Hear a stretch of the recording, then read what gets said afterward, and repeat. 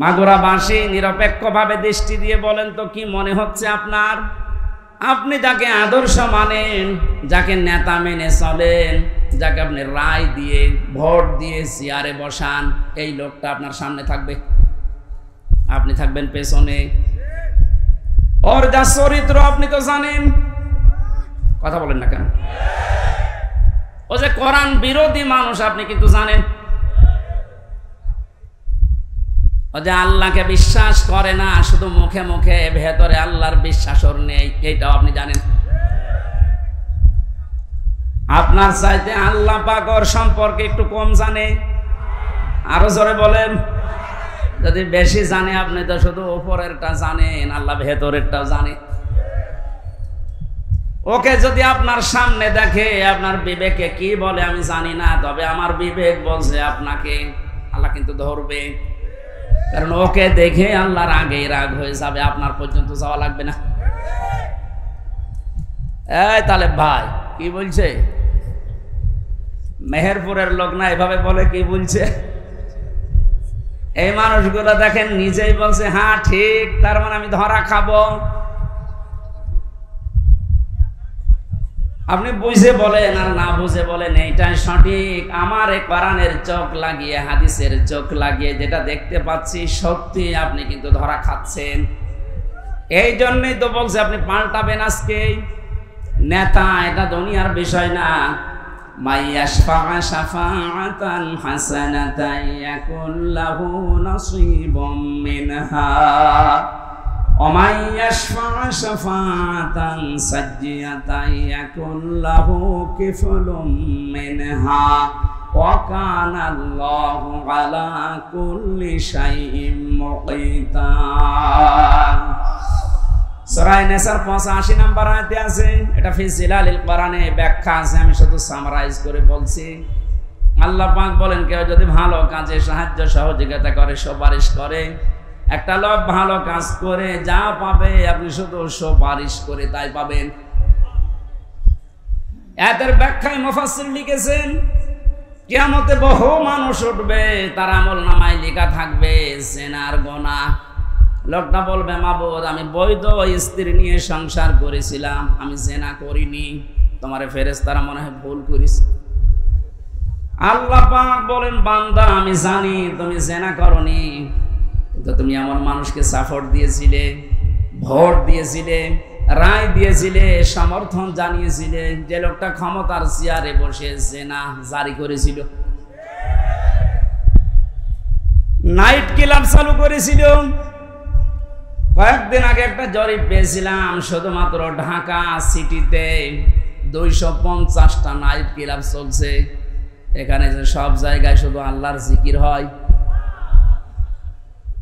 কি হয় আপনি টের পাচ্ছেন না? এগুলো যারা করেছিল, আপনি তো রায় দিয়েছিলেন, তাদেরকে সাপোর্ট দিয়েছিলেন। এই লোকটা ক্ষমতা পেয়ে, আপনার ভোট পেয়ে, রায় পেয়ে, চেয়ার পেয়ে, এই যে নাইট ক্লাবগুলো চালু করে আল্লাহর জিকিরের পরিবর্তে নাফরমানি চালু করেছে। হাজার লক্ষ লক্ষ সেনা সংগঠিত হয়েছিল। শুধু একা পাবে না, আপনার এই রায়ের কারণে আপনার আমলনামায় ফ্লেক্সি লোড হয়ে যাবে। এখন যদি বলেন আমার তো ফ্লেক্সি খোলা নেই, খোলা লাগবে না, এমনি খুলে যাবে, কারণ আপনি তো খুলে দিয়েছেন। অনেক মানুষ এমন আছে তারা বলবে রব্বুল আলামিন আমি তো হজ করিনি, আমার নামের আগে হজের সওয়াব লেখা, কোন কারণে? আল্লাহ পাক বলেন বান্দা আমি জানি তুমি হজের সামর্থ্য ছিল না, হজ করতে পারোনি। এমন মানুষকে রায় দিয়েছিলে যে লোকটা চেয়ার পাওয়ার পরে হজের সিন্ডিকেট ভেঙে দিয়েছে। এই যে আফামা খালিদ, ডক্টর আফামা খালিদ হোসেন ক্ষমতা পাওয়ার পরেই চেয়ারে বসতে দেরি, পরের দিন ঘোষণা দিয়েছে হজের মতো এরকম একটা ফরজ বিধান নিয়ে যারা ব্যবসা করছে, সিন্ডিকেট করে আছে, আমি সব ব্যাংকে চোরমার করে দেব। এইরকম মানুষগুলোকে যদি 151 জন আমরা পাঠাতে পারি, হজ সহ যত আল্লাহর বিধানের সাথে দেশে আজ তামাশা করা হচ্ছে সবগুলো আমরা ভেঙে দিতে পারবো। তাহলে এই ভালো কাজে যদি আপনি সাহায্য করেন, সহযোগিতা করেন, সমর্থন জানান, ভোট দেন, রায় দেন, সুপারিশ করেন, কিয়ামতে আপনি হজ না করেও হজের সওয়াব নিয়ে হাজির হয়ে উঠতে পারবেন। কথা বলেন ঠিক কিনা? এই জন্য বারবার আমি স্মরণ করাচ্ছি, যাকে আপনি সামনে নিয়ে স্লোগান দিচ্ছেন এই লোকটার চরিত্র কিন্তু আপনি জানেন। এমন মানুষকে সামনে যে ব্যবস্থা আসছে, সাপোর্ট করা যাবে না, সুপারিশ করা যাবে না, রায় দেওয়া যাবে না, ভোট দেওয়াও যাবে না। যে লোকটাকে দেখলে আল্লাহর রাগ হয়ে যায়। এখানে একটা ছোট্ট কথা বলছি, সূরা ফুরকান 19 নম্বর পারা 4 নম্বর পৃষ্ঠার 15 নম্বর লাইনে আছে, বাড়িতে যে মিলাবেন। কোন মুসলমান ঈমান যাদের আছে, কোন মুমিন 3টা গুনাহ দুনিয়ায় করতে পারে না হুঁশ থাকতে। এই ভালো করে মিলাবেন, আমি গতানুগতিক কথা বলি না। কোন মুমিন পৃথিবীতে জীবিত থাকতে হুঁশ থাকা অবস্থায় 3টা গুনাহ করতে পারে না। এ ঘোষণা দিচ্ছে কে? নাকি আমি বানালাম? এবার আল্লাহর ঘোষণা শোনেন, ওয়াল্লাযীনা লা ইয়াদউনা মা'আল্লাহি ইলাহান আখারা ওয়া লা ইয়াকতুলুনান নাফসাল্লাতী হারামাল্লাহু ইল্লা বিল হক ওয়া লা ইয়াজনুন।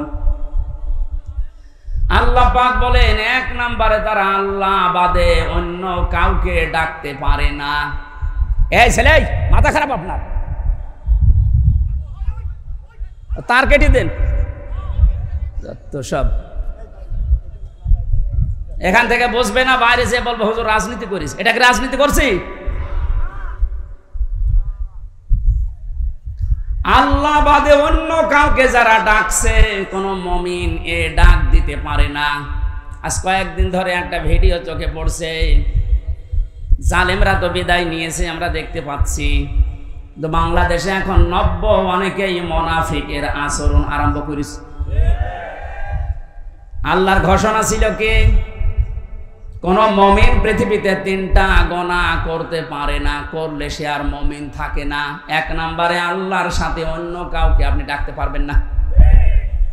ভিডিওতে দেখলাম একজন, এদেশে অনেক বড় দায়িত্বে আছে, আমি নাম নিলাম না, উনি গৌতম বুদ্ধের প্রশংসা করছে। আল্লাহ বাদে অন্য কাউকে ডাকায় যেহেতু জায়েজ নেই, সেহেতু ওই জায়গায় আপনি যা বললেন আপনার ঈমান নেই। মুমিন হিসাবে আপনি যা করলেন আপনার ঈমান নষ্ট হয়ে গেছে। এরকম মানুষ যদি সামনে আসে, আপনি কোনোদিন আপনার রায়, সমর্থন, সুপারিশ, ভোট দিতে পারবেন? তাহলে কাফেরকে দেওয়া হবে। 2 নম্বরে ওয়ালা ইয়াকতুলুনান নাফসাল্লাতী হারামাল্লাহু ইল্লা বিল হক। এই পৃথিবীর ময়দানে আল্লাহর ঘোষণা দেওয়া ব্যতীত আপনি কাউকে অন্যায়ভাবে হত্যা করতে পারবেন না। অথচ এই 5 তারিখের আগ পর্যন্ত আপনি তাকান, ন্যায় অন্যায় কোথায় পেয়েছেন? আমার সামনে কুষ্টিয়াতে 14 জন মানুষকে শহীদ করে দেওয়া হয়েছে। এই হত্যার সাথে টপ টু বটন একেবারে উপরের নির্দেশ, যত মানুষ জড়িত এরা একটাও আর মুসলমান মুমিন নেই, বিপরীতটা হয়ে গেছে। এরা যদি সামনে আসে কোনোদিন সুপারিশ করবেন, রায় দেবেন, ভোট দেবেন, সমর্থন জানাবেন। 3 নম্বরে ওয়ালা ইয়াজনুন, মুমিন কখনো সজ্ঞানে স্বইচ্ছায় হুঁশ থাকার পর জিনা করতে পারে না। কিন্তু বাস্তবতা আমরা পুরো উল্টা দেখেছি। এই 17 বছর এত বড় দরবেশ, ওর ফেরেশতা দেখেছেন, মানুষের বউ জোর করে নিয়ে সংসার চালিয়েছে। জোরে বলেন নাউজুবিল্লাহ। কোরআনে কারীমের সূরা ফুরকানের আয়াত অনুযায়ী এই 3টা গুনাহ কোনো মুমিন করতে পারে না। সুতরাং যারা করছেন আপনারা মুমিন নেই। আর দেশে 96% মুসলমান কোনোদিন আপনাদেরকে সাপোর্টও করতে পারে না। আমি আশা করছি আপনি কথা মেনে নেবেন, কারণ এটা আমার নিজের কথা না, আল্লাহর বক্তব্য। আমি শুধু অ্যাডভার্টাইজ করলাম। কথা বলেন না কেন? মানবেন কিনা আপনার বিবেককে জিজ্ঞাসা করেন। নবীকে যে আল্লাহ 7টা নামে ডাক দিলেন, তার প্রথম নাম যেহেতু ইয়াসিন ছিল, ইয়াসিনের 2 নাম্বার অর্থ হচ্ছে সাজ্জিদুল বাশার। মানুষ হিসাবে দাবি করলে আপনাকে মুহাম্মাদুর রাসূলুল্লাহ মাস্ট বি, তাকে আদর্শ নেতা মানাই লাগবে। কেউ যদি না মানে, আলাদাবুল মুফরাদের বর্ণনা, দুনিয়ায় যাদের আদর্শ, যাদের নেতা মুহাম্মাদুর রাসূলুল্লাহ ছিল না, এই মানুষটা মরণের পরে বিনা হিসাবে বিনা বিচারে জাহান্নামী। এইটা আমি মানালাম। হ্যাঁ, এবার আসেন যে কথাটা বোঝানোর জন্য এতক্ষণ বারবার এদিকে ওদিকে যাচ্ছি, খুব খেয়াল করেন। মুহাম্মাদুর রাসূলুল্লাহ সাল্লাল্লাহু আলাইহি ওয়াসাল্লাম এখন নেই, আছে? বলেন না কেন? উনি যে আমাদের আদর্শ, আমার নেতা, উনি তো নেই। আমি এখন দেখে মেনে চলবো কি করে? কোরআনে কারীম জানিয়েছে, ইয়া আইয়ুহাল্লাযীনা আমানু আতিউল্লাহা ওয়া আতিউর রাসূলা ওয়া উলিল আমরি মিনকুম ইলা আখিরি আয়াত। সূরা নিসা 5 নম্বর পারার 6 নম্বর পৃষ্ঠা 9 নম্বর লাইনের 59 নম্বর আয়াতে আছে। এটা ফি জিলালিল কোরআনে পাবেন। আল্লাহ ডাক দিয়েছেন, হে ঈমানদারেরা, আমি আল্লাহর আনুগত্য করো, আমার রাসূলের আনুগত্য করো, আর তোমাদের ভেতরে যারা উলিল আমর নেতৃত্ব দেয়, নেতা যারা, তাদের মেনে চলো। এই আদেশ মানা নফল না ফরজ? আরো জোরে বলেন। নামাজ যেভাবে ফরজ মনে করে পড়েন, এই আয়াতটাও মেনে নেওয়া লাগবে ঠিক ওইভাবে ফরজ মনে করে। কিন্তু শিক্ষার বিষয় এখানে যে আতিউ, এটা ফেল, এটা ভার্ব, এটা ক্রিয়া। এই শব্দটা আল্লাহ নিজের নামে আর রাসূলের নামে দিয়েছেন, কিন্তু উলিল আমরের আগে আল্লাহ শব্দটা দেননি। আমি যেই কয়টা তাফসীর আয়াতের সাথে মিলিয়েছি, সব মুফাসসির একমত, আল্লাহ রাসূলকে মেনে চলা লাগবে, কোনো প্রশ্ন করা যাবে না। আল্লাহ রাসূলের পরে কিয়ামত পর্যন্ত যারা দুনিয়ায় আসবে, যারা নেতা হবে, নেতৃত্ব দেবে, এদেরকে যদি আপনি মেনে চলতে চান, মাস্ট বি আপনাকে দেখা লাগবে এই লোকটা আল্লাহ রাসূলকে মেনে চলে কিনা। একটা যদি আজ আমরা মেনে নিতে পারতাম, অনেকে যারা 41 সাল টার্গেট দিয়েছেন, 31 সাল টার্গেট দিয়েছেন, এত লাগবে না। আমার যতটুকু বিশ্বাস, এই 5 তারিখের পর থেকে আজকের এই 6 তারিখ, মাত্র এই 32 দিন, এই 32 দিন এই যেভাবে পাল্টেছি আমরা, আপনি আর কিছুদিন সময় দেন, 16 থেকে এখন প্রায় 36% মানুষ এদেশে চাচ্ছে যে ইসলাম রাষ্ট্রীয়ভাবে কায়েম হোক। আমি আগস্টের 5 তারিখের আগ পর্যন্ত একটা জরিপ দেখেছিলাম বিবিসির, বাংলাদেশে 100 জনের 16 জন মানুষ চাইতো যে দেশে ইসলাম কায়েম হোক। কিন্তু আগস্টের 5 থেকে সেপ্টেম্বরের আজকে 7 তারিখ, মাত্র 32 দিনে, গতকালকের রিপোর্টও দেখেছি, এদেশে এখন 36 জন মানুষ চাচ্ছে দেশে ইসলাম কায়েম হোক। একটু যেতে দেন সময়টা, 51 যখন হয়ে যাবে দেশের মানুষ যে ইসলামে দেশে কায়েম হোক, কোন মহারথী আর বাধা দিয়ে পার পাবে না। আর আমরা এটা দেখতে চাই। কথা বলেন না কেন? জালেমরা তো বুঝেছিল, পালিয়েছে। মুনাফিক অনেকে আছে, অনেকে বুঝে ফেলছে, এজন্য খালি তোড়জোড় করছে, না আর সময় দেওয়া যাবে না, সময় দেওয়া যাবে না। মানে এরকম পরিবেশ তৈরি করেছে কি আপনার বাবা নাকি? যারা তৈরি করে দিয়েছে বৈষম্য বিরোধী ছাত্র আন্দোলনের এই নেতা কর্মী যারা, এরা যা বলবে তাই হবে। আপনি কোথাকার কে? কি করেছেন আপনি 17 বছর? আপনি এখন বড় বড় ইস্যু তৈরি করে নিয়ে আসতেছেন। যারা এভাবে স্বাধীন মুক্তভাবে জীবনে চলাফেরা করার পরিবেশ তৈরি করে দিয়ে গেল, তারা যা বলবে আমরা তাই মেনে নেব। বেশি বাড়বেন না। জালেমরা বেশি বাড়ার কারণে এই পরিণতি হয়েছে। মুনাফিকরাও যদি বেশি বাড়ে, মুনাফিকদের অবস্থা আরো শোচনীয় হবে। আমি সবচেয়ে বেশি আশ্চর্য হয়েছি গত বর্ষদিন, এই 17 বছরের ভেতরে কোন বড় জালেম হোক আর ছোট জালেম হোক, কেউ সাহস পায়নি যে কোরআনে কারিমের কথা মসজিদে বলতে দেব না, এরকম সাহস কেউ দেখায়নি। কথা বললেন না কেন? আমি পাইনি, কিন্তু গত 2 দিনে অনেক জায়গায় দেখছি। জালেম তো নেই দেশে, মুনাফিক আছে।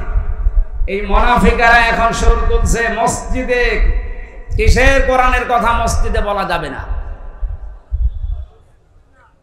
আল্লাহর ঘোষণা শোনেন এবার, আমান আযলামু মিম্মান মানাআ মাসাজিদাল্লাহি আইয়ুযকারা ফিহা ইসমুহু ওয়া সাআ ফি খারাবিহা।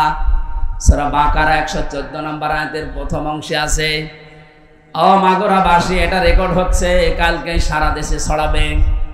আমার সামনে এখন এই 10,000 20,000 মানুষ না, আমার সামনে এখন 18 কোটি মানুষ আছে। সবাইকে উদ্দেশ্য করে বলছে, যারা একথা ছড়িয়েছেন যে মসজিদে কিসের কোরআনের কথা, আল্লাহর ভাষা দেখেছেন? আল্লাহ বলেন, বড় জালেম আমার দৃষ্টিতে ওইটা যে আমার ঘর মসজিদে আমার নামের আলোচনা, আমার জিকির, আমার কোরআনের কথা বলতে দেয় না। সুতরাং ভুল করছেন আপনি কিন্তু জালেমের খাতায় পড়বেন, আর জালেম হলে সে আল্লাহর টার্গেট। জালেমরা টার্গেট কার? বলেন বলেন বলেন। বেশি উড়ে গেছে কথা বলছে না কেন? আমি অপমান দেখেছি পৃথিবীতে বিভিন্ন মানুষের, কালামানিকের মতো অপমান আমি দুনিয়ায় দেখিনি। একটা টক শো থেকে যেন ডাবিং করে ওর কথা দিয়েছে, যা তাই বলে আমার বেশিতে মারবে, কি হারিয়েছে। এজন্য যারা মুনাফিক আছেন আপনারা থামবেন। যারা আল্লাহ বাদে অন্য কাউকে ডাকার কথা বলে, ওর তো ঈমান নেই, ও তো মুনাফিক। মুনাফিকও না, কাফের। এই কথা বলেন না কেন? কারণ মুমিন কোনদিন আল্লাহ বাদে অন্য কাউকে ডাকতে হ্যাঁ, অন্য ধর্মের যারা আছে তাদের দেবতাকে ডাকবে, কোনো অসুবিধা নেই, ডাকুক, আরো ব্যবস্থা করে দেওয়া লাগবে। কিন্তু আপনি মুসলিম নাম নিয়ে আল্লাহর পাশাপাশি অন্য কাউকে ডাকবেন, আপনার ঈমান থাকবে না, আপনি বেঈমান হয়ে গেছেন। আজ কিছু মানুষ এই যে 96% মুসলমান বাদ দিয়ে বাকি থাকে, আর দেশে অন্য ধর্মের কয় ভাগ? 4 ভাগ। বলেন বলেন।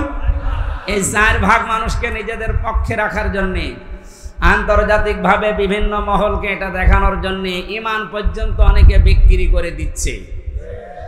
আমি নিচে নামলাম না, আপনি বোঝার যদি বুঝে নিন। এখানে যে কথাটা আমি ইঙ্গিত দিতে চাচ্ছি, মুহাম্মদুর রাসূলুল্লাহ বাদ দিয়ে অন্য কাউকে যে মানুষগুলো আদর্শ মেনে আছেন, আপনি ভুল পথে আছেন। কিয়ামতে আপনি যে ধরা খাবেন আপনি নিজেই স্বীকার করবেন। সুতরাং এখনই আপনি ফিরে আসবেন। ফিরে আসবেন কিনা বলেন তো? ফিরে আসবেন। আমি চাই আপনি যেন কিয়ামতে বিপদে না পড়েন। আমরা সবাই আল্লাহর বানানো জান্নাতে যেতে চাই ইনশাআল্লাহ। আমরা কোরআনে কারিমের একটা মাত্র আয়াত পড়েছি, সূরা তাওবা 119 নম্বর আয়াত। এর ভেতরে যে কথাগুলো আছে এই কথাগুলো আমি তাফসীর আকারে বলার চেষ্টা চালাবো। আমা তাওফীকি ইল্লা বিল্লাহ। জেলা আমির সাহেব হাদিস পড়েছিলেন, পড়াটা উনি সময় পানিয়ে জন্য ব্যাখ্যা করতে পারেনি। এটা বাস্তবের সাথে আমাদের আজ মিলানো লাগবে। আন আবি হুরায়রা রাদিয়াল্লাহু তাআলা আনহু قال قال النبي সাল্লাল্লাহু আলাইহি ওয়াসাল্লাম, বিশ্বনবী বলেন, হযরত আবু হুরায়রা থেকে এটা বর্ণিত, মান কোরআন কোরআনা, যে ব্যক্তি আল্লাহর কোরআন পড়ে, ফাস্তাযহারাহু, এবং কোরআনকে যারা ইজহার করার চেষ্টা করে। ইজহার মানে আমি যতগুলো অভিধানে ইজহার শব্দটা মিলিয়েছি, ইজহার শব্দের শাব্দিক অর্থ প্রকাশ করা, স্পষ্ট করা, দাঁড় করানো, কায়েম করা। আধুনিকভাবে এখন যারা হাদিস ব্যাখ্যা করছে তারা লিখছে ইজহার মানে বিজয় করা। কোরআন যারা এদেশে আমরা পড়ছি, আমরা যদি এই মানুষগুলোই কোরআনকে বিজয়ী করার জন্য চেষ্টা চালাই, ফাহাল্লা হালালাহু ওয়া হারামা হারামাহু, এর ভেতরে বর্ণিত হালালকে হালাল জেনে মেনে নেওয়া, হারামকে হারাম জানার পরে ছেড়ে দেওয়া, আদখালাহুল্লাহুল জান্নাহ, নবীজি বলেন আল্লাহ তাকে জান্নাতে দিয়ে দিয়েছে। মাগুরাবাসী আমরা এখনো মরলাম না, অথচ আদখালা মাঝির শিখা দিলেন কেন? আমরা তো মরব, কবরে যাব, এরপরে তো জান্নাত। নবীজি একই জানিয়েছেন, আদখালাহুল্লাহুল জান্নাহ, আল্লাহ তাকে জান্নাতে দিয়ে দিয়েছে। তার মানে কি? মুহাদ্দিসিন ইকরাম ব্যাখ্যা করতে গিয়ে হাদিসে লিখেছেন, সত্যি যদি কেউ কোরআন 4টা শর্ত মেনে পড়তে পারে, শুদ্ধ করে পড়ে, ওটা বোঝে, নিজে ওর উপরে আমল করে, আর ওটা মানুষের কাছে পৌঁছিয়ে দেওয়ার নিয়তে চেষ্টা করে, তাহলে কোরআন পড়ার অর্থ পেলাম কয়টা? শর্ত। কোরআন পড়ার শর্ত কয়টা? শুদ্ধ করে পড়া, নিজে বোঝা, ওটা নিজের ব্যক্তিগত জীবনে আমল করা, কাজে পরিণত করা। 4 নম্বরে ওই কথাটা মানুষের কাছে পৌঁছিয়ে দেওয়ার জন্য চেষ্টা করা। এই 4টা শর্ত মেনে যারা কোরআন পড়ে এবং কোরআনকে যারা ইজহার করার, বিজয় করার চেষ্টা চালায়, এই যে ইজহার শব্দের শাব্দিক অর্থ যে বিজয়ী, এটার বাস্তব উদাহরণ সূরা সফের ভেতরে আল্লাহ দিয়েছেন, ওয়াল্লাযী আরসালা রাসূলাহু বিল হুদা ওয়া দীনিল হক লিইয়ুযহিরাহু আলাদ-দীনি কুল্লি ওয়া কাফা ওয়ালাউ কারিহাল মুশরিকুন। আল্লাহ বলেন, তিনি সে আল্লাহ যিনি তার রাসূলকে সত্য দিন দিয়ে, জীবন বিধান দিয়ে দুনিয়াতে পাঠিয়েছেন। উদ্দেশ্য তার একটাই, লিইয়ুযহিরাহু আলাদ-দীনি কুল্লি, যত রকমের বিধান দুনিয়াতে আছে, মানুষের তৈরি করা নিয়ম নীতি, সবগুলো পেছনে ফেলে দিয়ে আল্লাহর কোরআনকে, ইসলামকে তিনি বিজয় করবেন। জোরে বলেন সুবহানাল্লাহ। এই আয়াত এবং এই হাদিসের বাস্তবতা যেটা আমরা এখন টের পাচ্ছি, 53 বছর বাংলাদেশটা স্বাধীন হওয়ার পরে আমরা দেখেছি কোরআনে কারিমে ইজহার নেই, বিজয় নেই। এই কারণে আমরা অনেকেই কিন্তু হালালকে হালাল জানার পরও মানতে পারছি না। দেশে এরকম জায়গা নেই, কথা বলেন। হারামকে হারাম জানার পরও আমরা ছেড়ে দিতে পারছি না। ঘুষ দিয়ে চাকরি করা হালাল না হারাম? আরো জোরে বলেন। আপনি একটা জায়গা দেখান বাংলাদেশে 5 তারিখের আগ পর্যন্ত, প্রাইমারি থেকে বিশ্ববিদ্যালয় পর্যন্ত, এমনকি শ্রীপুর মাগুরার এই জামে মসজিদ থেকে কেন্দ্রীয় মসজিদ বাইতুল মুকাররম পর্যন্ত একটা জায়গাও টাকা পয়সা দেওয়া, অবৈধ সুপারিশ ছাড়া চাকরি হয়েছে কিনা? আমরা কিন্তু জানি এটা হারাম কাজ। হারাম জানার পরও হারামকে আমরা ছেড়ে দিতে পারি নাই, কারণ কোরআন এদেশে বিজয়ী নেই। কথা বলুন। আর হারামকে হারাম জানার পরে যদি ছেড়ে দিতে চান, কোরআনকে বিজয় করার দরকার নেই। আপনি যদি কোরআন বিজয় না করেন, জানবেন যে এটা হারাম কিন্তু ছাড়তে পারবেন না, জানবেন যে এটা হালাল কিন্তু ধরতে পারবেন না। এই জন্যই নবীজি ফাস্তাযহারাহু দিয়েছেন। কোরআন পড়ার পরে যারা একে বিজয় করার চেষ্টা চালাবে, যদি বিজয় হয়ে যায়, আপনি হালালকে হালাল জানার পরে মেনে নিতে পারবেন, হারামকে হারাম জানার পরে আপনি ছেড়ে দিতে পারবেন। তখন বাংলাদেশটা এমন হয়ে যাবে, মনে হবে যেন আপনি মিনি জান্নাতে আছেন। ওই পরিবেশ আমাদের সামনে দরকার নেই। আরো জোরে বলেন। 53 বছর তো দেখলাম, আমি দেখিনি। এই যে মুরব্বী বসে আছে, ওনারা দেখেছে। বাবা এ দেশটা চালিয়েছিল, কেমন চালিয়েছে, দুর্ভিক্ষ পর্যন্ত চলে এসেছিল। কথা বললেন না কেন? অনেকের স্বামী চালিয়েছিল, আমরা দেখি, আমি দেখি নাই, এ মুরব্বীরা দেখেছে। চাচা চালিয়েছিল 9 বছর, সে যেভাবেই হোক। বউ চালিয়েছে, ভাবিও চালিয়েছে। সবার এখন শেষ, এখন মাত্র বাকি আছে আল্লাহর এই কোরআন দিয়ে দেশটা চললে কেমন দেখা যায়, এটা দেখতে বাকি আছে। কারা কারা দেখতে চান যে কোরআন দিয়ে দেশ চলুক? এই আন্দাজে হাত তুলবেন না, এটা কিন্তু ওয়াদা করছেন আল্লাহর সাথে। এ কোরআন দিয়ে বাংলাদেশে 56,000 বর্গ মাইল চলুক, এটা তো রাজনীতি। এটা রাজনীতি। এটা যদি কেউ রাজনীতি মনে করেন, হ্যাঁ এইটাই আমার রাজনীতি, আমরা চাই আল্লাহর বানানো বিধান দিয়ে আমাদের দেশ চলুক, তাহলে এটা মিনি জান্নাত হয়ে যাবে। বৈষম্য বিরোধী ছাত্র আন্দোলনে যে 9 দফা দাবি ছিল, এই বৈষম্যের কারণে আজ হাজারো মানুষ তার কাঙ্ক্ষিত জায়গায় যেতে পারেনি। বিশ্ববিদ্যালয় থেকে যারা পাশ করে যে কোনো সাবজেক্টে, যারা ফার্স্ট ক্লাস ফার্স্ট হয়, তাদেরকে ওই বিভাগে শিক্ষক হিসাবে রেখে দেওয়ার নিয়ম। এই যে সাক্ষী আছে, জিজ্ঞাসা করেন। অথচ আমাদের এই বাহার সিটি সহ যত বিশ্ববিদ্যালয় বাংলাদেশে আছে, তাকান বৈষম্য এমন জায়গায় যে পৌঁছিয়েছে। ফার্স্ট ক্লাস ফার্স্ট যারা, ওর পেছনের ব্যাকগ্রাউন্ড যেহেতু আল্লাহর বিধান মেনে চলে, এই জন্য ওখানে দেওয়া যাবে না। দিয়েছে ৭০ রোল নাম্বার যার, তারে দিয়েছে।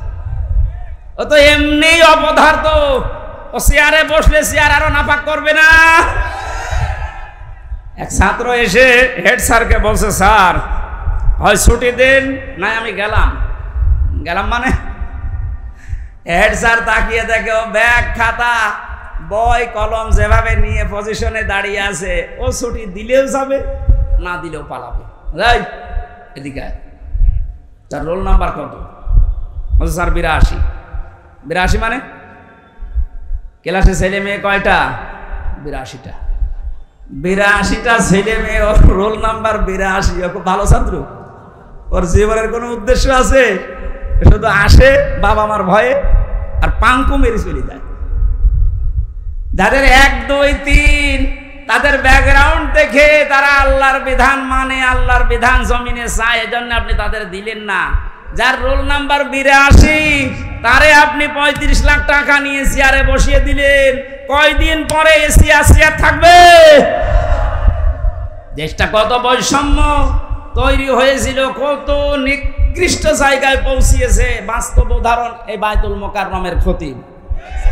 একটা দেশ কত নিচে নামলে জাতীয় মসজিদের ইমাম পর্যন্ত পালিয়ে যায়, বলেন? এটা দূর করার জন্য হাজারের উপরে ছেলে মেয়েরা জীবন দিয়ে গেল। শহীদের মর্যাদা লিখেছে, এরা তো মাস্ট বি শাহাদতের মর্যাদা পেয়েছে।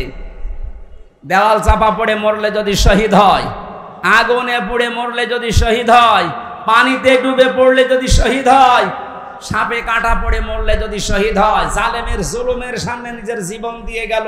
ওর জীবনের মায়া ছিল না? বলেন। কয়েকদিন আগে শহীদ আবু সাইদের বাড়ি গিয়েছিলাম রংপুরে। ছোটবেলা থেকেই নাকি প্রতিবাদী, ওর বাবা বলছিল যেভাবে জীবনটা দিয়ে গেল, এভাবে হাত তুলে কিয়ামতে আল্লাহ ওকে এইভাবেই তুলবে। কারণ শহীদদের কোনো লাশ ধোয়ানো হয় না, যেভাবে মরে ওইভাবেই কবরে দেওয়া হয়। কথা বলেন না কেন? কিয়ামতের দিন এই বুকে 4টা গুলি নিয়ে উঠবে, আল্লাহ জিজ্ঞাসা করবে, আবু সাইদ তোমার বুকে এতগুলো গুলি কেন? ও বলবে, আমি জুলুমের সামনে নিজের জীবন পর্যন্ত দিয়েছি মানুষের অধিকার রক্ষা করার জন্য। আমার জীবনের মায়া ছিল, কিন্তু আমার চাইতে বেশি মহব্বত ছিল মানুষের অধিকারগুলোর উপরে। বলেন তো এভাবে উঠবে না উঠবে না?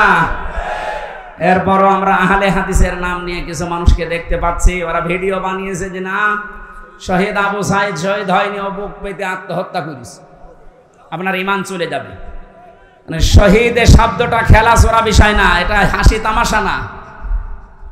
কোরআনে কারিমে আল্লাহ জানিয়েছেন, যারা শহীদ হয় এদেরকে মরে গেছে কথা আপনি বলবেন না।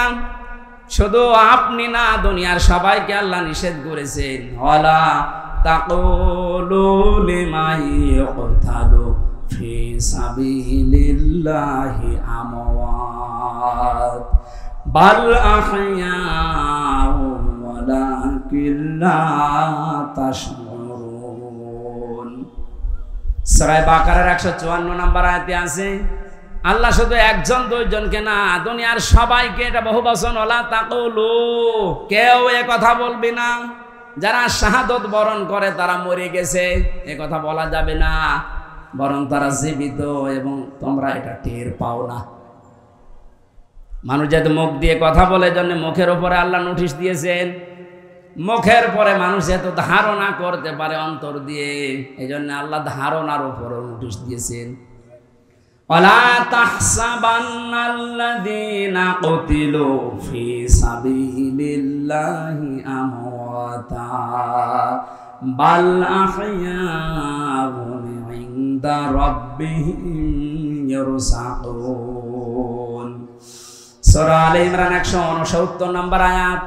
এটা ফি জিলালিল কোরআনে আছে, সাইয়্যিদ কুতুব দিয়েছেন। আল্লাহ পাক বলেন ধারণাও করবি না যারা শহীদ হয়েছে, যারা মরে গেছে। মুখে বলা নিষেধ, ধারণা করাও নিষেধ। কারণ কি? বালা হইয়া, বরং তারা জীবিত। ইনদা রাব্বিহিম ইরসাকুন, এরা আল্লাহর কাছে রিজিক পাচ্ছে। সুবহানাল্লাহ বলতে পারেন না? শহীদরা যে মরে না, রিজিক পায়। আর খাবার খেলে যেহেতু রক্ত গোশত তৈরি হয়, এর প্রমাণ আমি 5 দিন আগে গিয়েছিলাম গাইবান্ধা। সাব্বির নামে একটা ছেলে শহীদ হয়েছিল এই 5 তারিখের আগে। ছাত্র শিবিরের সদস্য ছিল। শহীদ হওয়ার পরে ওকে কবরে দিয়ে 26 দিন না 27 দিন পরে তারে তুলেছে। এই 27 দিন পরে দেখছে যে সমস্ত জায়গায় অস্ত্রের আঘাত লেগেছিল ওই জায়গাগুলো দিয়ে ফিনকি দিয়ে রক্ত বের হচ্ছে। বাংলার মানুষেরাও যদি খাবারই না খাবে আল্লাহর কাছে, 1 মাসের পরে ওর শরীরে রক্ত আসলো কোত্থেকে বলেন? এখানে 1000-এর উপরে জীবন দিয়ে গেল ছাত্র এবং ছাত্রীরা। 2700-র উপরে এখনো বাংলাদেশের বিভিন্ন হাসপাতালে অসুস্থ হয়ে আছে। রাষ্ট্রের যারা দায়িত্ব পেয়েছেন এই সহজ অবস্থায়, যাদের এই সমস্ত আত্মত্যাগের কারণে এরকম মুক্ত পরিবেশে আমরা ফিরে আসতে পারলাম, আমরা আহ্বান জানাবো এই অসুস্থ, এই আহত মানুষদের প্রত্যেকের চিকিৎসার ব্যবস্থা রাষ্ট্র করবে। এই দাবির সাথে আপনারা আছেন না? ডক্টর মোহাম্মদ ইউনূস সহ যারা দায়িত্বে আছেন তাদের এই মুহূর্তে সবচাইতে বড় দায়িত্ব এটা। শহীদ আবু সাঈদের কবরে যদি যেতে পারেন, এরকম 2700 আবু শহীদ এখনো পর্যন্ত বাংলার বিভিন্ন হাসপাতালে কাতরাচ্ছে। রাষ্ট্রীয়ভাবে টাকা পয়সা যত খরচ হয় হোক, দেশে না হলে বাইরের দেশে নিয়ে যাওয়া লাগবে। এনারা দ্বিতীয় স্বাধীনতার মহান জীবিত এ মানুষগুলো গাজী। 53 বছর আগে যারা শহীদ হয়েছে এ দেশের জন্য, তাদের যদি ভাতা দেওয়া যায়, মাত্র এই 1 মাস 2 দিন আগে যারা শহীদ হয়ে গেল এদের কিছু করা যাবে না? বৈষম্য বিরোধী ছাত্র আন্দোলনে যারাই ছিল, আমরা প্রত্যেকের সুচিকিৎসার ব্যবস্থা নিশ্চিত করতে চাই রাষ্ট্রীয়ভাবে। এবং যারা মারা গেছে তাদের যে সম্মান দেওয়া দরকার, আল্লাহ এবং রসুলের পক্ষ থেকে যেটা এসেছে, কোনোদিন কথা মুখে উচ্চারণ করবেন না ও মরে গেছে, মনে মনে ধারণাও করবেন না যে মরে গেছে। এত বড় কঠিন হুঁশিয়ারি দিয়েছেন আল্লাহ কোরআনে কারিমে শহীদদের পক্ষে। ওনাদের যে দাবি ছিল সংস্কার, আমি এ কোরআনের মাহফিলের মাধ্যমে সারা বাংলাদেশের মানুষকে আহ্বান জানাতে চাই, সংস্কার যখন আরম্ভ হয়েছে 1628 জন মানুষকে সংস্কার করা লাগবে এখন। কারণ এই মানুষগুলো জালেমদের সহযোগী ছিল। এই কথা বলেন না কেন? 1628 জন মানুষ আপনি তালিকা করেন, দেখবেন এরা সবগুলো জালেমের প্রত্যক্ষ সহযোগী ছিল। জালেমের একা এই জুলুম করা সম্ভব ছিল না, এদেরকে সাথে নিয়ে করেছিল। এদেরকে নেওয়ার কারণে এদের এই বিভাগগুলো পর্যন্ত আজ মানুষের কাছে ঘৃণিত। এই যে পুলিশ, সব কি খারাপ? মাত্র কয়েকটা কোলাঙ্গারের কারণে আজ পুলিশ প্রশাসনের উপরে মানুষের এত রাগ। আমার বাড়ির নিচতলায় পুলিশ ভাড়া ছিল, 5 তারিখের পরে সকালে যেয়ে দেখছে ঘর তালা মারা। ওদের কোথায় গেছে আল্লাহ জানে, আর আসতেছে না। এই বাহিনীর উপরে আবার আস্থা ফেরানোর জন্য ওনারা চেষ্টা চালাচ্ছে। সবাই খারাপ না, যেই কয়জনের কারণে এই যে হারুন 3 ইঞ্চি, ওরা আসলেই 3 ইঞ্চি করা লাগবে। এই গোপালগঞ্জের মনিরুল কাউন্টারটার ছিল, আসাদুজ্জামান, ডিসি মান্নান, আমি নাম ধরে বলছি কারণ এগুলোর দ্বারা আমি নিজে অত্যাচারিত হয়েছি। এই মাদারীপুর ট্যাকের হাটের আমার মামলার আয়ু আসামি মিজানুর রহমান আমারে ধরার পরে আমার বাবার কাছ থেকে 10 লক্ষ টাকা নিয়েছে, বলেছেন আজ 100টা মামলা দেবে। আমার বাবা গ্রাম্য মানুষ, সঙ্গে সঙ্গে 8 লাখ টাকা দিয়ে দিয়েছে। যে সমস্ত জায়গাতে ধার করেছিল ওই ধারগুলো এখন আমার শোধ দেওয়া লাগে। কয়েকদিন আগে আমার যত মামলা ছিল আদালত সবগুলো ঢিসমিস করে দিয়েছে। আদালত মামলা দেখে বলছে আমি কি দিয়ে বিচার করব, এর কোনো মাল নেই। আমি মনে হয় বলতে গেলাম যে স্যার আপনি তো এই 3 বছরও দায়িত্বে ছিলেন, এই মামলাটা আমার সিএমএম কোর্ট, জজ কোর্ট, হাইকোর্ট সহ প্রায় 31 থেকে 32 বার উঠেছে, আপনি তো দেননি। এখন বলবে যে আমার হাত বাঁধা ছিল, এখন তো হাত খোলা, এখন হাত খোলা না। আমরা চাই সারা দেশের যেখানে যেখানে হাত বাঁধা ছিল কারো হাত আর বাঁধা থাকবে না। সংস্কার যখন চলছে সবার হাত যেন খুলে যায়, কথা বলেন ঠিক কিনা? জালেমদের দোসর যেগুলো আছে সবগুলো পাল্টান, না এগুলো নতুন নতুন ইস্যু তৈরি করবে। সংখ্যালঘু নাম নিয়ে ওরা মানুষকে লাগিয়েছিল, কিন্তু হালে পানি নেয়নি, এক কথা বলছেন এখন। এরপরে প্রধান বিচারপতিকে দিয়ে একটা কো করার চেষ্টা করেছিল, ছাত্র জনতা রুখে দিয়েছে, পারে নাই, আবার লাগিয়েছে আনসারদের। আনসারদেরও হয়নি, কারণ 42,000 আনসার নিয়োগ হয়েছে এই দেশে, তার 32,000 সর্বপালি। আমরা যে 63টা জেলার মানুষ, আমরা কি ঘাস কাটছি? এই জন্য তো কোনো বাহিনী আর আসে নাই, প্রথমে এসেছে প্রথমে আনসার, কারণ সবই ওইটা। এটা দিয়েও যখন হাতে হালে পানি নেয়নি তখন লাগিয়েছে ডাক্তারদের, এটাও পারে নাই। গার্মেন্টসের শ্রমিকদেরকে লাগাবে সামনে, সব গোপন সংবাদ যাদেরকে দিয়ে ষড়যন্ত্র করে আল্লাহ সব ফাঁস করে দিচ্ছে। আমার মনে হয় জালেমদের যা চরিত্র, আর ওরা যেভাবে উপর থেকে কথা শুনতেছে, আপা আপনি ঘাবড়াবেন না, আপনি ঘাবড়ালে আমরা নরম হয়ে যাই। ওদের যা চরিত্র এ দেশের মানুষ আসলে জানে। দেখেন গোয়ালন্দ ঘাটের বেশ্যাদেরকে কয়েকদিন পর নামাবে। এত নিম্ন কথা আমি বলতাম না, কারণ ওদের চরিত্র তো এইটাই। হ্যাঁ, কথা বলেন না কেন? এটা সংস্কার যখন আরম্ভ হয়েছে, 9 দফা দাবি নিয়ে যারা লেগেছিল, সংস্কার আমরা খুব দ্রুত চাই। যে লোকটাকে এখনো পর্যন্ত মাথার উপরে বসিয়ে রেখেছেন, এই চপ্পু মিয়া, কিসের চপ্পু? এই চপ্পুকে বাদ দেওয়া লাগবে ইমিডিয়েটলি। কারণ জালেমদেরকে টিকিয়ে রাখার পেছনে যারাই দায়ী, একটাকেও আমরা চোখের সামনে দেখতে চাই না। এই কথা বলেন, নয়তো কিন্তু এই ষড়যন্ত্র রোখা যাবে না। নতুন নতুন করে আবার ফাঁদ পাতবে, বেশ্যাদেরকে দিয়েও হবে না, তখন নিজেরা উলঙ্গ হয়ে নামবে। চরিত্র বলতে কিছু আছে যে নামবে না? এত অত্যাচার করেছিল জেলখানার ভেতরে মানুষকে। আমার যে মামলা, মূল্যচুরি মামলাও না, সন্দেহ করে আমার ধরে নিয়েছে। আমার ওয়াজ শুনে নাকি কিটা উদ্বুদ্ধ হয়ে সংসদ ভাঙতে গেছে, এই ছিল আমার মামলা। আর আমারে নিয়ে রেখেছে ফাঁসির কন্ডেম সেলের ভেতর, রিমান্ডে নিয়েছিল মাটির নিচে, ওই যে আয়না ঘর বলে ওটা নিচে, আমি দেখে এসেছি। আমার কালো কাপড় দিয়ে চোখ বেঁধে, হাত পেছনে বেঁধে দিয়ে, তাও হ্যান্ডকাপ দিয়ে, যেটা লাগলে হাত কেটে যায়, পায়ের ভেতরে ডান্ডা বেড়ি দিয়ে 11 ঘন্টা আমার টাঙিয়ে রেখেছি। যা বলতে বলছি এটা বলা লাগবে, নয়তো আপনার বউ তুলে নিয়ে আসবো আমরা। বলেন নাউজুবিল্লাহ। এই মানুষগুলোকে বলে ক্ষমা করে দিন। কিসের ক্ষমা? কোনো ক্ষমা নেই এদের, কারণ এদের মাফ করবেন না আল্লাহ। কারণ ওরা আল্লাহর কাছে অপরাধ করে নাই, করেছে হামজার কাছে। যতদিন পর্যন্ত হামজা মাফ না করবে, ওকে আল্লাহ মাফ করবে। ইন্নামাস সাবিলু আলাল্লাযিনা ইয়াজলিমুনান নাস।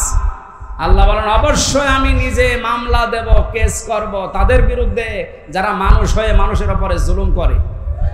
আল্লাহ কি ইয়াজলিমুন আল মুসলিমুনা দিয়েছেন? না, ইয়াজলিমুনান নাস। আমি কি মানুষের ভেতরে পড়ি না? আসতে বলেন। মানুষের ভেতরে পড়ার পরও 3টা বছর আপনি যোগাযোগ বিচ্ছিন্ন রাখলেন আমার আর মামুনুল হককে, কেন? আমরা কি মানুষের ভেতরে না? এ অত্যাচার জুলুমের সাথে টপ টু বটন যারা জড়িত, আমি জানতাম খবর নিয়ে মাঝে মাঝে বলতে, স্বরাষ্ট্রমন্ত্রী এ কথা জানিয়েছে, এই জন্য আপনাদের যোগাযোগ বিচ্ছিন্ন। আমরা মাফ করব না, যে মাফ করে করুক, আমার কোনো মাফ নেই। কারণ এদের কারণে আমার ছোট মেয়েটা এখনো পর্যন্ত আমার চেনে না। বাড়িতে গেলেও মনে করে এরকম হুজুর বহু আসে, এও একটা হুজুর। এই 3 বছরে তো আমার বন্ধু বান্ধব আমার যারা আছে, এই যে আমার বন্ধু, এরা বহু এই 3 বছরে গিয়েছে দেখা করার জন্য। আমার ছোট মেয়ে মনে করে ওই রকমই এক তালেব আসতেছে। আমি যে ওর বাবা, আমার চেনেই না। কত দুঃখ আমার ভেতরে, বলেন তো আপনি কোন কারণে এটা করলেন? বলে আমার কি অপরাধ যে আমার পালানো লাগলো? কি অপরাধ? এদিকে আসেন, আপনাকে আমি আয়না ঘরে ব্যারিস্টার আরমানের মতো 8 বছর না 8 দিন শুধু রেখে দেব। যদি আপনার কষ্ট না হয় আপনাকে আবার আমরা ফেরত নিয়ে আসবো। আসেন। আপনি ধারণা করেন যে কি করেছি, কি করেননি, কি আপনার করার আর কিছু বাকি আছে? বাংলাদেশের 18 কোটি মানুষ যদি আপনাদেরকে মাফ করে দেয়, ব্যারিস্টার আরমানের বউ জীবনও মাফ করবে না। আমান আজমির নাম শোনেননি? একটা ব্রিগেডিয়ার জেনারেল, সেনাপ্রধান হওয়ার সব যোগ্যতা তার ভেতরে ছিল, আর তাকে 8-9 বছর মাটির নিচে কবরের ছেলে রেখে দিয়েছে। আপনি কি মানুষ? আর এরপরও বলে আমার কি অপরাধ? কি অপরাধ যদি দেখতে চান আসেন, আপনাকে আমরা হাতে কলমে দেখাচ্ছি। জালেম যারা, এই জালেমদের সংস্কার এই মুহূর্তে আমরা আহ্বান জানাচ্ছি, যারা দায়িত্বে আছেন, কোনো দেরি করা যাবে না। খুব তাড়াতাড়ি ছাত্র জনতার এইটাই আসল উদ্দেশ্য ছিল যে আমরা সংস্কার চাই। এখন আবার নতুন করে অনেক জালেম মুনাফিক যারা, এরা আবার এই বৈষম্য আরম্ভ করেছে। এই সংস্কারকে যারা রুখে দিতে চাচ্ছে, যে সমস্ত জায়গায় সংস্কার হওয়ার দরকার 5 তারিখের পর থেকে অনেক জায়গায় আরম্ভ হয়েছিল, এই মুনাফিকরা আবার ওই জায়গাগুলো চালু করেছে। এমন এমন জায়গায় টোল নেওয়া আরম্ভ করছে, কিয়ামত পর্যন্ত মনে হয় টোল নিয়েই যাবে। অথচ ওই ব্রিজের টোল নেওয়া আরো 80 বছর আগে বন্ধ করার দরকার ছিল। হ্যাঁ, কথা বলে না কেন? এরকম সব জায়গায় আমরা এখন দেখতে পাচ্ছি আবার এই জালেম তো আর নেই, মুনাফিকরা আবার এই মাথা ছাড়া দিয়ে উঠতেছে। এখানেও সংস্কার করা দরকার। কারো বাবার জন্য দেশটা আমরা এভাবে মুক্ত করি না, যার জন্য করেছি, যার রহমতে দয়ায় তার বিধান দিয়ে আমরা এই দেশটা চালাতে চাই ইনশাআল্লাহ। আমরা যেন গজবে না পড়ি, বিপদে না পড়ি, মুসিবতে না পড়ি, বিশ্ব যেন আমাদের দিকে ভালো নজরে তাকায়, সেই কথাগুলো আজকের তেলাওয়াতকৃত আয়াত সূরা তাওবার 119 নম্বর আয়াতে আছে। আপনাদের কষ্ট হচ্ছে? জবান খুলে এবার কোরআন থেকে শোনার জন্য পড়েন। আউযু বিল্লাহি মিনাশ শাইতানির রাজিম। বিসমিল্লাহির রহমানির রহিম।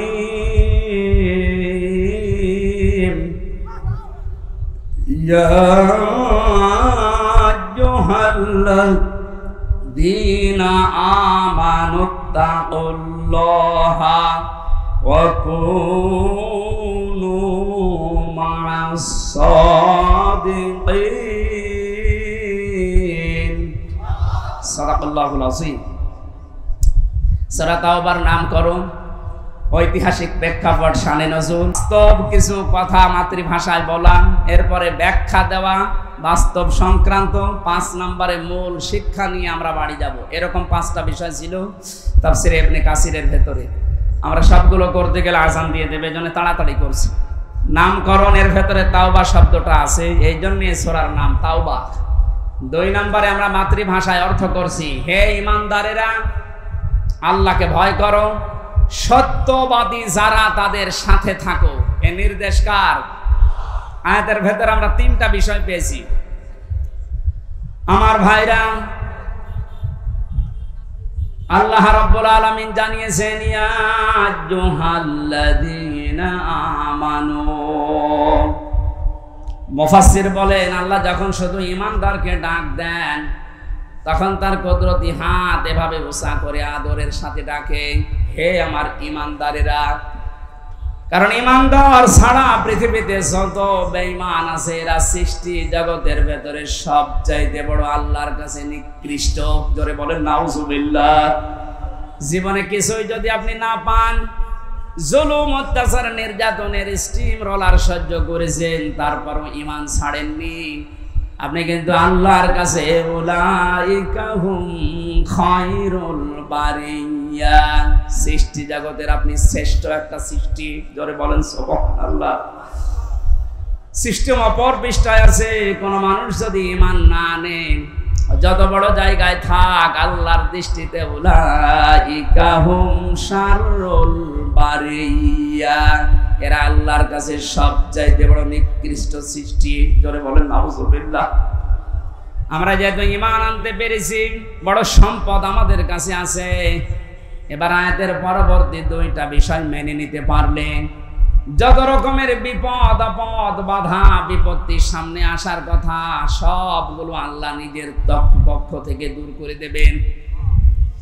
কোরআনে কারিমে আয়াতের ব্যাখ্যায় পেয়েছি আমি, ওয়াজাহিদু ফিল্লাহি হাক্কা জিহাদি হুয়া জিতাবাকুম ওয়া মা জাআলা আলাইকুম ফিদ-দীনি মিন হারাজ ইলা আখিরি আয়াত।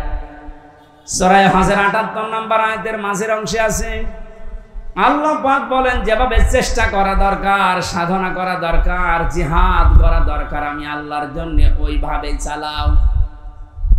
তোমাদেরকে আমি আল্লাহ নির্বাচিত করেছি। ও মাগুরাবাসী, এই যে এজেতেবা মানে নির্বাচিত করা, মনোনীত করা। নির্বাচিত করেন কে? আরো জোরে বলেন। তাহলে নির্বাচিত করা লাগে যার মাধ্যমে, তার নাম নির্বাচন। নির্বাচন করেই মানুষ নির্বাচিত হয়। অথচ 17 বছরের ভেতরে নির্বাচন কি আমরা দেখেই নাই। যারা নির্বাচিত হয়েছে নির্বাচন ছাড়া, এরা সব বৈধ না অবৈধ? কথা বলেন। নির্বাচনের মাধ্যমে নির্বাচিত হওয়া লাগে। আমরা তো নির্বাচিত হতে পারি নাই নির্বাচনের মাধ্যমে, নির্বাচন ছাড়াই আমরা নির্বাচিত হয়ে গেছি। সুতরাং দেশে যারাই দায়িত্বে ছিল এতদিন, একটাও বৈধ না, সবগুলো অবৈধ। হ্যাঁ, এখানে হুয়ার ফাইল, জামালার ফাইল আল্লাহ নিজে। আল্লাহ পাক বলেন, আমি যেহেতু নিজে নির্বাচিত করি লক্ষ লক্ষ নবীর উম্মত থেকে তোমাদেরকে, তোমাদের ভেতরে আবার যাদের ঈমান আছে আমি তাদেরকে কিন্তু আসলভাবে নির্বাচিত করেছি। বহু নবী পর্যন্ত চেয়েছিল মুহাম্মদ রাসূলুল্লাহর উম্মত হবে, কিন্তু তারা পারে নাই। আমি আল্লাহ তাদেরকে নির্বাচিত করি নাই। হযরত মুসা আলাইহিস সালাম তিনি চেয়েছিলেন, আল্লাহ তুমি নবী বানিয়েছো, খুশি আছি। নবী না বানিয়ে যদি মুহাম্মদ রাসূলুল্লাহর উম্মত আমাকে বানাতে, আমি খুশি থাকতাম। আল্লাহ পাক যেহেতু তাকে নির্বাচিত করেননি, এজন্য তিনি নির্বাচিত হয়ে দুনিয়াতে আর আসবেন না উম্মত হয়ে। একজনকে করেছিলেন, তিনি হযরত ঈসা নবী। তাকে আল্লাহ পাঠাবে ঠিক, কিন্তু নবী করে না, উম্মত করে। আমরা সেই পর্যায়ে আছি, এই নবীর উম্মত আমরা নির্বাচিত। এরপরে আবার আমাদের ভেতরে আছে ঈমান। আল্লাহ পাক বলেন, ঈমানের উপরে থাকতে গিয়ে, আল্লাহর পথে যদি টিকে থাকতে গিয়ে বিপদ আপদ মুসিবত যন্ত্রণা দুঃখ এগুলো আসে, আমি আল্লাহ ওয়া মা জাআলা আলাইকুম ফিদ-দীনি মিন হারাজ। জাআলার ফাইল বা কর্তা সরাসরি আল্লাহ। দিনের উপরে চলতে গিয়ে ইমানদারদের যত বাধা বিপত্তি, যত ঝামেলা আসবে, এগুলো সব আল্লাহ নিজে দায়িত্ব নিয়ে সরিয়ে দেবেন। জোরে বলেন আল্লাহু আকবার। এটার বাস্তব আমরা কিন্তু দেখতে পাচ্ছি। এখন 5 তারিখে আমার মনে হয় আল্লাহ তা একটা কার্যকর করে দিয়েছে বাংলাদেশে। কত রকমের বাধা বিপত্তি, কত রকমের পাহাড় পাথর আমাদের উপরে ছিল, বুকের উপরে। আল্লাহ নিজে দায়িত্ব নিয়ে সব ঘন্টার ভেতরে পাল্টিয়ে দিয়েছে। এমন এমন পাথর আমরা মোড়ে মোড়ে দেখেছিলাম। একটা 30 মিনিটে যখন ঘোষণা হয়ে গেল যে পালিয়ে যাচ্ছে, বিকাল 5টা বাজতে বাজতে সারা দেশের কোনো জায়গায় আর পাথর পেলাম না। কুষ্টিয়ার মোড়ে যে পাথরটা ছিল, বিকাল 5টা বাজতে বাজতে মাটির সাথে মিশিয়ে দিয়েছে বাংলার জনগণ। কত হাজার কোটি টাকা খরচ করে বাংলার এই 64 জেলা 560টা থানার উপরে আপনি এগুলো বানিয়েছিলেন। এই টাকাগুলো দিয়ে যদি আপনি রাষ্ট্রের কাজে লাগাতেন, যার জন্য এগুলো করলেন, একটাও তো কাজে লাগে না, সব মাটিতে শুয়ে আছে। এখন টাকাগুলো আপনার বাবার টাকা ছিল না, টাকা ছিল জনগণের। এই যে জালা, এর ফাইল যেহেতু আল্লাহ নিজে কর্তা, আমার মনে হয় আল্লাহ নিজে এই পাথরটা দায়িত্ব নিয়ে সরিয়ে আমাদের বুক বুককে হালকা করে দিয়েছে। আলাম নাশরাহ লাকা সাদরাকা ওয়া ওয়াদা'না আনকা বিজরাক আল্লাযী আনকাযা যাহরাক। আল্লাহ পাক বলেন, হে নবী, আমি আপনার বক্ষকে উন্মুক্ত করিনি, আপনার পিঠের উপরে যে বোঝা আছিল এই বোঝাটাকে আমি আল্লাহ নামাইনি। আমার মনে হচ্ছে আয়াতগুলো আল্লাহ ১৫০০ বছর আগে না, ৫ তারিখে সব নাযিল করিস। কোরআনের পাখি সেই ১৫ বছর আগে ঘোষণা দিয়ে গিয়েছিল এমন একটা কালো গাঢ় অন্ধকার রাত আমাদের উপরে আসতেছে। মক্ষম ভাবে যদি মোকাবেলা করতে না পারি, সক্ষম ভাবে, তাহলে সুবহে সাদিক হওয়া বড় অসম্ভব। আল্লাহ নিজে দায়িত্ব নিয়ে সুবহে সাদিক আমাদের মাঝে এনে দিয়েছে। এজন্য আমরা যারা ঈমানদার, কোনো ভয় নেই, কোনো চিন্তা নেই। ঈমানদারদের ভয় চিন্তা আল্লাহ নিজের পক্ষ থেকে দূর করে দেয়। এর বাস্তব প্রমাণ শহীদ মীর কাশেম আলী। আমাকে এক কারারক্ষী বলছিল, হামজা ভাই, এই লোকটার যেদিন ফাঁসি হবে মাত্র ৩ ঘন্টা বাকি আছে। আমি বললাম, স্যার আপনার ফাঁসি হবে ৩ ঘন্টা, আপনি এবার প্রস্তুতি নেন। শহীদ মীর কাশেম আলী কারারক্ষী কুতুবউদ্দিন, এই যে রাজবাড়ি বাড়ি, আমার বলছে, হুজুর শেষ পর্যন্ত আমারে ডাক দিয়ে বলে, ভাই আমি ঘুমিয়ে গেলাম, 2 ঘন্টা পরে আমারে ডাক দেবেন। দেখলাম ঠিক ঘুমিয়ে গেছে। 2 ঘন্টা পরে ওনারে ডাকলাম রাত 9টায়, যেহেতু 10টায় একে ওনার ফাঁসি। ওঠার পরে গোসল করে ওযু করার পরে 2 রাকাত নামাজ আদায় করলেন। এশার নামাজ শেষ করে 2 রাকাত নামাজ আদায় করে আমারে বলছে, কারারক্ষী ভাই জল্লাদ শাহজাহানকে ডাক দেন, আমি রেডি হয়ে গেছি।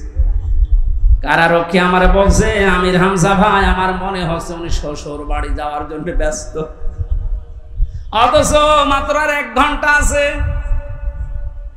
ও বাংলার মুসলমানের, আপনার কি মনে হয় এই কঠিন পরিস্থিতিতে, অথচ তার ছেলেটা গুম হয়ে আছে, ব্যারিস্টার আরমান, তার স্ত্রী অসুস্থ হয়ে আছে, তার দলের লোক হাজার হাজার পালিয়ে বেড়াচ্ছে, জেল খাটতেছে, 24 ঘন্টা তার দলীয় লোকজন আতঙ্কে আছে।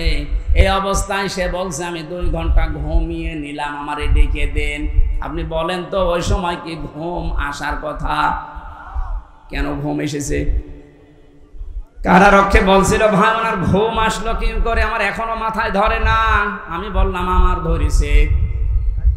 আল্লাহ পাক বলেন, ইন্নাল্লাযীনা ক্বালু রাব্বুনাল্লাহু সুম্মা ইসতাকামু তাতানাজ্জালু আলাইহিমুল মালাইকা।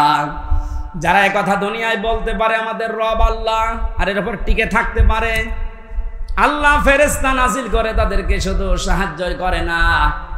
এটা যেহেতু তাতানাজ্জালু মুসারে বর্তমান, ভবিষ্যৎ, প্রেজেন্ট, ফিউচার, মালাকুন না দিয়ে আল্লাহ মালাইকা বহু বচন দিয়েছেন। যারা আল্লাহকে রব বলার পরে সত্যিই টিকে থাকতে পারে ইখলাসের সাথে, তাওয়াক্কুল করে, মাস্ট বি আল্লাহর ওয়াদা আল্লাহ পূরণ করবেই, তাদের জন্য ফেরেশতা আল্লাহ নাজিল করবেই। ফেরেশতাদের এসেছিল তার প্রমাণ, আল্লাহ তাখাফু ওয়ালা তাহজানু। ফেরেশতারা বলতে থাকে, কোনো ভয় পাবেন না, কোনো চিন্তা নেই। কিসের ভয়, কিসের চিন্তা? তাফসীরে ফি জিলালিল কোরআন সাইয়্যিদ কুতুব লিখেছেন, আমাকে যখন ফাঁসি দেওয়া হয়, যে ইমাম এসেছিল কালেমা পড়াতে, আমি ডাক দিয়ে বললাম, আপনি আমাকে কালেমা পড়াবেন, এর জন্য রাষ্ট্র আপনাকে বেতন দেবে, অথচ এই কালেমার দাওয়াত দেওয়ার কারণে আজ আমাকে ফাঁসি দেওয়া হচ্ছে। সুতরাং ইমাম ভালো করে শোনেন, আপনার কালেমা আর আমার কালেমা এক কালেমা না। আল্লাহ তাখাফু ওয়ালা তাহজানু।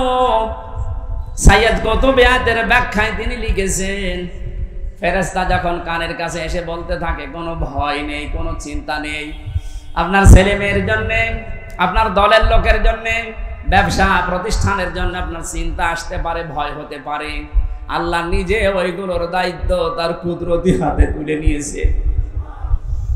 মাগুরার মুসলমানেরা, আমার তো 100% বিশ্বাস হচ্ছে শহীদ মীর কাশেম আলী 3 ঘন্টা ফাঁসি, এরপরে 3 ঘন্টা পরে যার ফাঁসি হবে, 2 ঘন্টা যেহেতু ঘুমিয়েছে অবশ্যই মাস্ট বি ফেরেশতা ওনার কানের কাছে কিছু শুনিয়েছিল, না তো ঘুম আসার কথা না। আমার তো কোনো চিন্তা টেনশন ছিল না, তারপর আমার ঘুম আসতো না 3 বছর।